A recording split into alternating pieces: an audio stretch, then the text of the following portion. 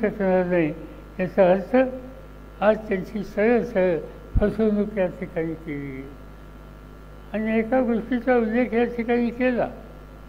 माझ्या त्यावेळीच्या मतदारसंघामध्ये बारामतीला देवेंद्र फडणवीसनी येऊन धनगर समाजाच्या मेळाव्यामध्ये सरकार आल्याच्या नंतर मंत्रिमंडळाच्या पहिल्या बैठकीमध्ये धनगरांना आरक्षण देतो ही घोषणा केलेली होती.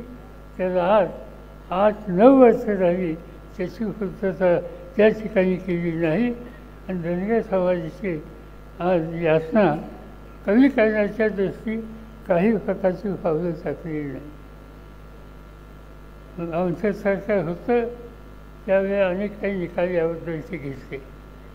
मला आठवतं की काँग्रेस पक्ष, राष्ट्रवादी काँग्रेस पक्ष, अन्य सहकारी या सगळ्यांनी ज्यावेळी सरकार बनवलं त्यावेळेला मुस्लिम समाजाला शिक्षणामध्ये 5% आरक्षण द्यायचा निर्णय घेतला होता. आज दारिद्र्य असलेले समाज याची ज्यावेळेला आपण माहिती घेतो त्याच्यामध्ये मुस्लिम समाजाची संख्यासुद्धा मोठी आहे. आणि म्हणून त्यांच्या मुलांचं शिक्षण वाढवलं पाहिजे, त्यांना पुढं जायची संधी द्यायला पाहिजे. आणि त्यासाठी आरक्षणाची आवश्यकता आहे. तो निकाल त्या ठिकाणी घेतला होता. पण सरकार बदललं गेलं, भाजपच्या विचाराचं सरकार आलं, त्यांनी तोही मुस्लिम समाजाला न्याय द्यायचा जो निकाल घेतला होता तो त्या ठिकाणी रद्द केलेला आहे. आज ठिकठिकाणी आपण बघतो की या सरकारची भूमिका समाजातल्या लहान घटकांच्याबद्दल ही अन्याय न मदत करणारी आहे.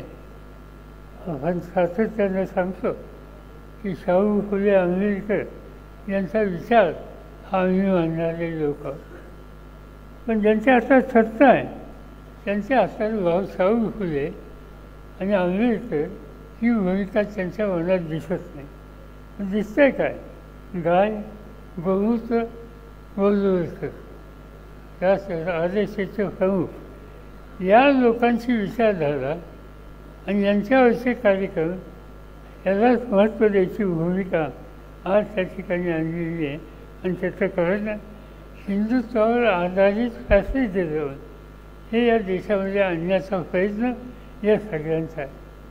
आणि त्यासाठी त्यांनी काही कार्यक्रम हातात घेतले. 5 कार्यक्रम हातामध्ये घेतलेले आहेत. 1. सर्व क्षेत्रात खाजगीकरण, अनिर्बंध नफेखोरीला प्रोत्साहन. 2. खोट्या प्रचारातून मुस्लिम समाजाबद्दल द्वेष वाढवणं, धार्मिक ध्रुवीकरण करणं. 3. न्यायव्यवस्था, निवडणूक आयोग, ED, CBI, प्रसारमाध्यमं, रिझर्व्ह बँक अशा सगळ्या स्वायत्त संस्थांच्या कब्जा ठेवणं. 4. मनोवादी वर्चस्ववाद वाढवणं, धर्माच्या नावाखाली देशाला मध्ययुगीन कालखंडापर्यंत नेणं. आणि 5. आक्रमक राष्ट्रवाद, मुख्यतः पाकिस्तान विरोधी आक्रमकता दाखवायची आणि त्या निमित्तानं एक जनतेमध्ये वेगळं वातावरण तयार करायचा हा फॅसिझमला प्रोत्साहन देणारा 5 कलमी कार्यक्रम आज या देशामध्ये राबवायचं काम त्यांच्याकडून केलं जाते. आणि या सगळ्या गोष्टीच्या बरोबर काही घटकांच्याबद्दल दुर्लक्ष कसं केलं जातं त्याची अनेक उदाहरणं देत आहेत. आपल्या काही आधीच्या वाक्याने महिलांचे प्रश्न या ठिकाणी मांडले. मोदीच्या राज्यामध्ये महिला माझ्या मते सगळ्यात जास्त